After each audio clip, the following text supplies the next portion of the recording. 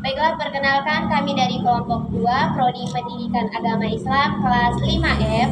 Di sini kami izin mengumpulkan tugas mata kuliah PPL Ibadah Pemasyarakatan. Assalamualaikum warahmatullahi wabarakatuh. Perkenalkan, nama saya Dili Wita Utami. Di sini saya izin menyampaikan kultum singkat yang berjudul kebaikan dibalas dengan kebaikan. Assalamualaikum warahmatullahi wabarakatuh. Waalaikumsalam warahmatullahi wabarakatuh. Alhamdulillahirabbil alamin. Wassalatu wassalamu ala asyrofil anbiya'i wal mursalin wa ala alihi washabihi rasulillah. Baiklah, ibu-ibu pengajian pada siang hari ini, pertama-tama dan yang paling utama sekali pada kita panjatkan kita kepada Allah Subhanahu wa Ta'ala, yang mana berkat beliau kita masih dapat berkumpul di masjid yang kita cintai ini, yang mana seperti biasanya di masjid ini kita melakukan pengajian di setiap minggunya, yaitu pada hari ini. Baiklah, hari ini marilah kita membahas ataupun saya akan menyampaikan mengenai ceramah singkat ataupun kultum singkat yang berjudul kebaikan yang akan dibalas dengan kebaikan.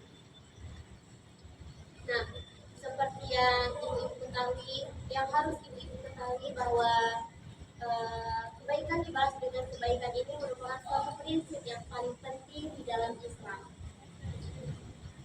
Dan prinsip mengenai kebaikan dibalas dengan kebaikan ini tercermin di dalam banyak sekali surah-surah ataupun ayat Al-Quran dan juga hadis-hadis Rasulullah SAW. Salah satu hadis ataupun salah satu surah yang menjelaskan mengenai prinsip yang penting dalam Islam ini, yaitu prinsip kebaikan dibalas dengan kebaikan ini, yaitu terdapat di dalam Quran surah Ar-Rahman ayat 13, yang mana bunyinya itu adalah Bismillahirrahmanirrahim. Fagi aidihi ala irokikuman tukasiban, yang mana artinya ini adalah sesungguhnya nikmat Tuhanmu yang mana kamu baguskan. Nah, dari ayat Al-Quran, Quran surah Al-Rahman ayat 13 ini menjelaskan ataupun menggambarkan bahwa Allah Subhanahu wa Ta'ala itu menekankan kepada kita semua selaku umat muslim bahwa betapa besarnya nikmat-nikmat yang telah Allah itu berikan kepada kita sebagai manusia. Salah satu bentuk kebaikan yang diberikan oleh Allah kepada kita itu adalah setiap perbuatan baik yang kita lakukan di dunia ini pasti akan dibalas oleh Allah Subhanahu wa Ta'ala di akhirat nanti dengan kebaikan-kebaikan yang lebih besar lagi, atau bahkan lebih besar lagi dari apa yang kita perbuat selama di dunia ini. Nah, kemudian Rasulullah SAW juga menyatakan atau menegaskan tentang prinsip dalam Islam ini mengenai kebaikan dibalas dengan kebaikan, yaitu melalui hadis riwayat Muslim yang menegaskan ataupun beliau bersabda bahwa sesungguhnya Allah akan membantu hamba-hambanya yang membantu sesama saudaranya. Itu adalah hadis riwayat Muslim. Nah, selain itu, berbuat baik kepada sesama manusia, sesama muslim, itu juga akan menciptakan kita kepada lingkungan yang lebih harmonis, lebih rukun, lebih damai terhadap orang-orang di sekitar kita. Karena apa? Karena jika kita berperilaku baik ataupun kita berbuat baik kepada sesama kita, maka bisa saja sesama kita juga akan merespon kita menjadi lebih baik dari apa yang kita perbuat kepada mereka. Namun kita sebagai umat muslim juga harus ingat, harus saling mengingatkan bahwa kebaikan yang kita lakukan di dunia ini harus kita lakukan dengan penuh keikhlasan, penuh ketulusan, tanpa kita tuh harus meminta imbalan dari apa yang kita perbuat dengan kebaikan tersebut. Karena apa? Karena Allah Subhanahu wa Ta'ala sudah mencatat segala amal perbuatan kita, baik itu perbuatan yang baik ataupun perbuatan yang buruk. Jika kita banyak melakukan perbuatan perbuatan baik selama di dunia, maka Allah akan membalas kita kepada yang lebih baik juga nanti di akhiratnya. Begitupun sebaliknya, jika kita melakukan banyak kejahatan ataupun sikap yang tidak baik kepada sesama manusia di dunia ini, maka akan dibalas juga oleh Allah Subhanahu wa taala nanti di akhirat. Nah, jadi kepada ibu-ibu pengajian pada hari ini, marilah kita bersama-sama berkomitmen untuk selalu berbuat baik di dunia ini, untuk selalu berbuat baik kepada saudara-saudara kita, teman-teman kita, keluarga kita, adik kakak kita, dan juga bahkan orang-orang tua yang ada di sekitar kita. Nah, dan juga kita dengan adanya penjelasan kali ini, pembahasan kita mengenai kebaikan dibalas dengan kebaikan ini, semoga kita bisa mengamalkan pada kehidupan kita sehari-hari. Dan semoga Allah juga senantiasa memberikan kita kekuatan agar kita bisa melakukan dan mengamalkan cara-cara berbuat baik kepada sesama manusia di dunia ini. Karena kita sebagai umat manusia sangat-sangat harus melakukan dan juga mengamalkan prinsip yang namanya prinsip yang penting dalam Islam ini sesuai dengan Islam kita, yaitu kebaikan dibalas dengan kebaikan. Hal itu harus kita percaya sebagai umat manusia. Mungkin untuk singkatnya cukup pada hari ini. Semoga apa yang saya sampaikan bisa ibu-ibu semua amalkan di kehidupan sehari-hari. Saya akhiri, wabillahi taufiq wal hidayah. Wassalamualaikum warahmatullahi wabarakatuh. Assalamualaikum warahmatullahi wabarakatuh. Saya Melina Fatila Famanuruk. Di sini akan menyampaikan kutub singkat yang berjudul Keutamaan Muslimin dan Muslimah dalam Menuntut Ilmu. Assalamualaikum warahmatullahi wabarakatuh. Waalaikumsalam warahmatullahi wabarakatuh. Alhamdulillahirabbil alamin wa bihi nasta'inu 'ala umuri dunya waddin. Wassalatu wassalamu 'ala asyrofil anbiya'i wal mursalin sayyidina wa maulana Muhammad sallallahu alaihi wasallam. Ma'asyiral muslimah, ya rahimakumullah. Berdirinya saya di sini tidak lain dan tidak bukan yaitu ingin menyampaikan kutub singkat saya yang berjudul Pentingnya Menuntut Ilmu bagi para muslim dan muslim. Tahukah para hadirin sekalian bahwasanya menuntut ilmu itu hukumnya wajib bagi para muslimin dan muslim, seperti yang diriwayatkan dari hadis Nabi Muhammad SAW. Talabul ilmi fardhatun 'ala kulli muslimin, yang artinya menuntut ilmu itu hukumnya wajib bagi setiap muslim dan muslim. Bahwa dengan ilmu juga kita bisa meningkatkan ketakwaan kita kepada Allah Subhanahu wa taala.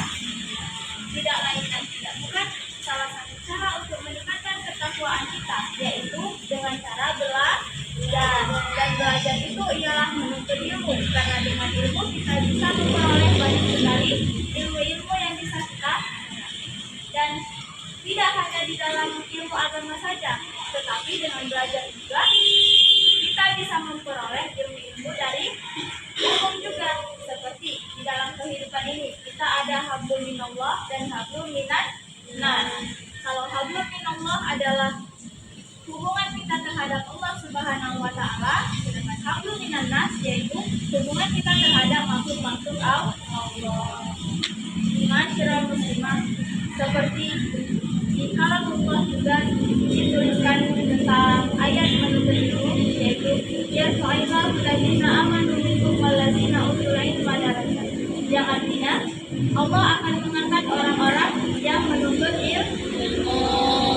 Maka dari itu setiap umat Islam diwajibkan untuk menuntut ilmu, karena dengan ilmu umat Islam bisa menjadi lebih ke depan lagi seiring dengan perkembangan zaman pada saat ini. Bukan hanya saat ini saja, tetapi perkembangan zaman dari setiap masa ke masa. Karena kalau kita tidak belajar, maka kita tidak akan bisa menerima ilmu. Dan kalau kita tidak menerima ilmu, maka umat Islam akan menjadi terbelakang atau buta terhadap ilmu pengetahuan. Tetapi tetap didahulukan hablum minallah, yaitu hubungan kita terhadap Allah Subhanahu wa taala. Maksudnya di sini kita mengedepankan dulu ilmu-ilmu yang berkaitan dengan ajaran Islam. Salah satunya ajaran sholat. Sebelum sholat kita juga harus tahu tata cara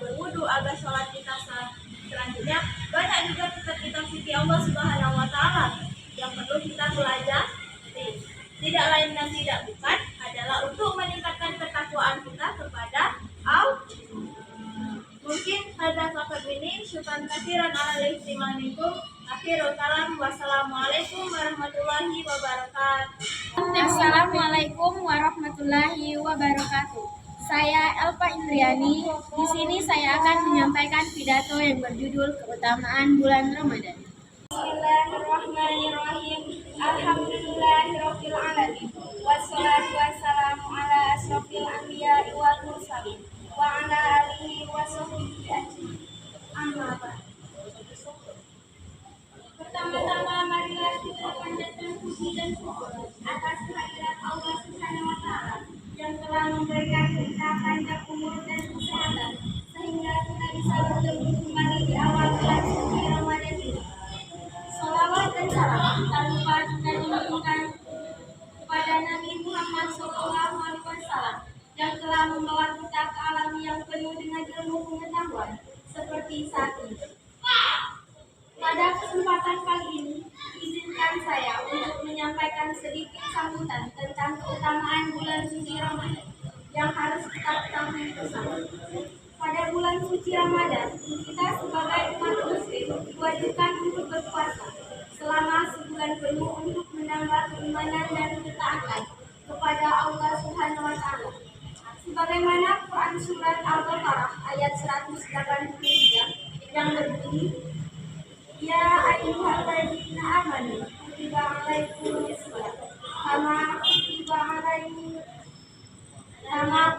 alal ladzina min qablikum la'allakum tattaqun. Yang artinya, hai orang-orang yang beriman, diwajibkan atas kamu berpuasa sebagaimana diwajibkan atas orang-orang sebelum kamu agar kamu bertakwa. Bulan Ramadan adalah bulan yang sangat istimewa bagi umat Islam di seluruh dunia. Selain menjadi bulan suci yang dipenuhi dengan berkah, keutamaan Ramadan juga sangatlah besar. Di antaranya adalah yang pertama, dilipat gandakan amal kebaikan. Dalam bulan Ramadan ini kita harus mempunyai rencana untuk melakukan ibadah dan amal kebaikan sebanyak mungkin. Karena di bulan yang suci ini seluruh amal kebaikan akan dilipat gandakan pahalanya. Kesempatan ini tidak akan kita jumpa lagi di bulan-bulan setelahnya. Yang kedua, diampuni segala dosa-dosa kita yang telah lalu. Memasuki bulan Ramadan, kita harus taat melaksanakan ibadah puasa sepenuhnya untuk mendapatkan ampunan dari Allah Subhanahu wa taala. Kita melaksanakan ibadah salat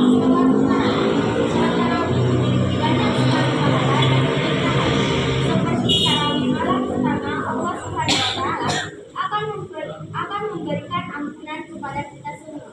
Begitu pula malam-malam selanjutnya yang memiliki pahala-pahala yang besar. Yang terakhir yaitu seluruh doa akan dikabulkan Allah Subhanahu wa taala. Bulan Ramadan merupakan bulan yang mustajab untuk dikabulkan semua doa-doa. Jadi waktu mustajab ini harus kita manfaatkan sebaik mungkin agar semua cita-cita kita tercapai. Demikianlah beberapa keutamaan dari bulan Ramadan dapat saya sampaikan dan ini harus kita ketahui bersama. Demikianlah beberapa keutamaan dari bulan Ramadan dapat saya sampaikan dan ini harus kita ketahui bersama. Semoga penjelasannya bermanfaat dan dapat diamalkan bagi kita semua.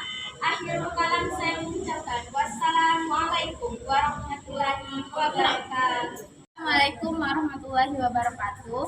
Saya Ustadzah Nia Kroma ingin menyampaikan kultum singkat saya yang berisi tentang kebersihan. Assalamualaikum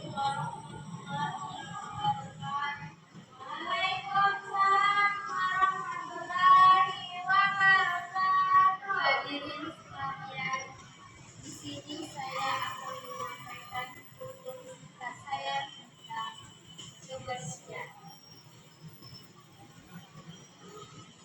Saudara sekalian, marilah kita panjatkan puji syukur atas kehadiran Tuhan yang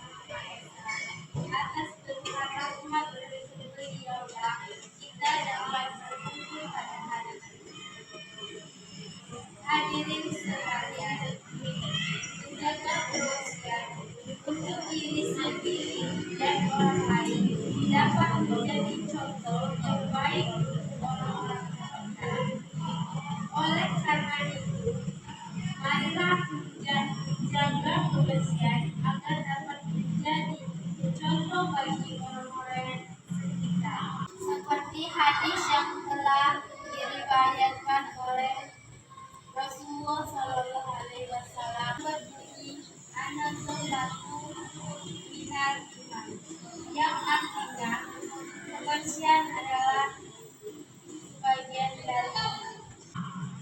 Selain itu, banyak yang terpengaruh. Efeknya akan semakin baik untuk dunia juga. Masyarakat diharapkan dapat menyelamatkan bumi dari sampah dan polusi yang berbahaya. Dan saya hormati, demikian ini saya sampaikan. Semoga kultur singkat ini dapat mendorong Anda menjaga kebersihan dengan lebih baik lagi. Atas perhatiannya, saya ucapkan terima kasih. Wassalamualaikum warahmatullahi wabarakatuh. Assalamualaikum warahmatullahi wabarakatuh. Saya Bella Suryani ingin menyampaikan kultum yang berjudul Isra Mi'raj. Assalamualaikum warahmatullahi wabarakatuh. Waalaikumsalam warahmatullahi wabarakatuh. Pertama-tama adalah kepada Allah Taala yang telah memberikan umat, rahmat dan serta hidayahnya, sehingga kita bisa bersilaturahmi di masjid yang kita cintai. Salam serta salam, tak lupa kita hadirkan kepada Tuhan kita Nabi Muhammad SAW.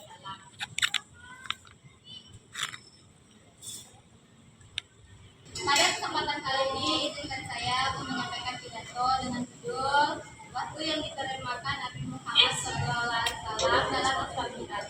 Isra dan Mi'raj merupakan serangkaian peristiwa spiritual yang dialami oleh Nabi Muhammad SAW dan menjadi satu dari mukjizat beliau.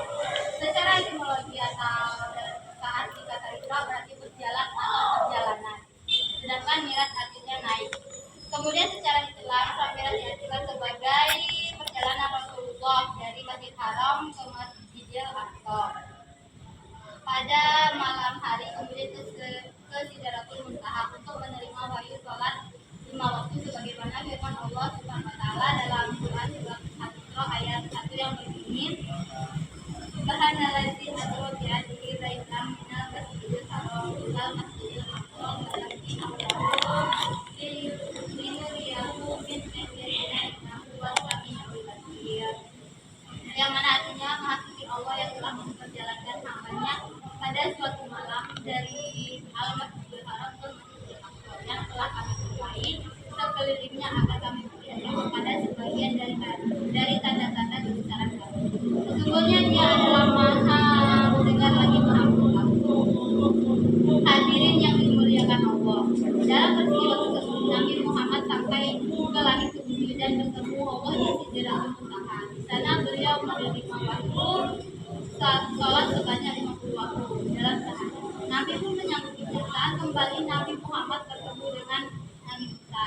Nabi Musa kemudian mengingatkan Nabi Muhammad untuk meminta keringanan kepada Allah karena Nabi Muhammad tak akan sanggup menjalankan sholat waktu sebanyak itu. Nabi Muhammad setuju dengan pandangan Nabi Musa. Lalu beliau kembali menghadap Allah lalu meminta keringanan. Setelah mendapat keringanan, beliau bertemu Nabi Musa dan disarankan untuk meminta keringanan lagi.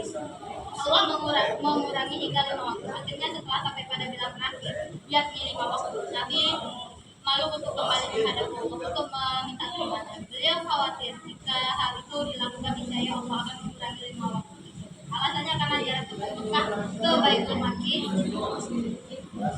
dia seharusnya ditempuh dalam waktu sebulan, tetapi pada masa itu hanya ditempuh Nabi selama 1 bulan. Mereka tetap tidak percaya Nabi mampu menyebutkan ciri-ciri Baitul Maqdis. Tanya Abu Bakar yang tidak ragu sedikit pun dengan kejadian yang dialami Nabi Muhammad. Dialah orang pertama yang meyakini dan membenarkan peristiwa Isra Mi'raj Nabi Muhammad. Mungkin demikianlah yang dapat saya sampaikan. Saya akhiri. Wassalamualaikum warahmatullahi wabarakatuh. Assalamualaikum warahmatullahi wabarakatuh. Saya dan Tiara Maisa ingin menyampaikan hukum tentang jangan berbuat pelit. Terima kasih. Assalamualaikum warahmatullahi wabarakatuh. Waalaikumsalam warahmatullahi wabarakatuh. Alhamdulillah, alhamdulillah, wassalatu wassalamu ala asyrofil anbiya'i wal mursalin wa ala alihi wa sahbihi ajma'in. Amma ba'd. Sama-sama marilah kita panjatkan puji dan syukur kepada Allah Subhanahu wa taala yang telah memberikan kita kesehatan untuk bisa hadir di acara ceramah pada hari ini. Dan tidak lupa juga kita berikan salawat dan kepada junjungan kita Nabi besar Nabi Muhammad SAW. Allahumma sholli ala sayyidina Muhammad wa ala ali sayyidina Muhammad. Allah Subhanahu wa taala tidak melarang kita menjadi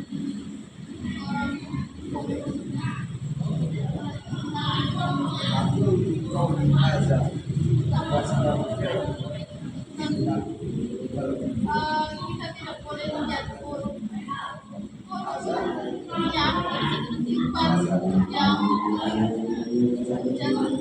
yang sifat yang buruk adalah saudara sepupunya Nabi Musa sehingga pada suatu saat karena sifat yang tidak mau membagikan bagian hartanya, maka pun dilaknat oleh Allah Subhanahu wa taala dan harta bendanya ditenggelamkan ke dalam. Maka kata Allah dalam surah Al-Ma'un, "Ara'aital ladzi yukadzibu bid-din?" Tahukah kamu orang yang mendustakan agama?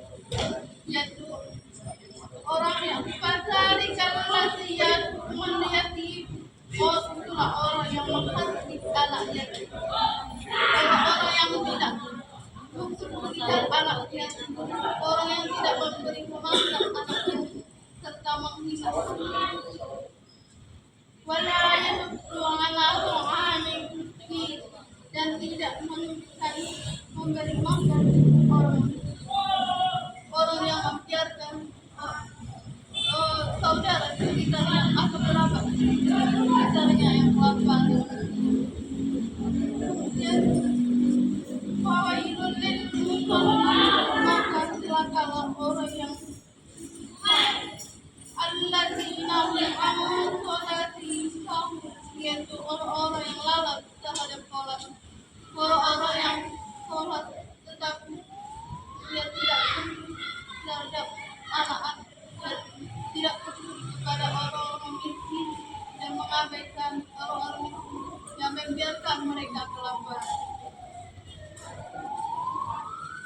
Kemudian alladzina yura'u wa yamna'u al-ma'un, orang-orang yang berbuat riya dan enggan menolong dengan sekarang berbuat.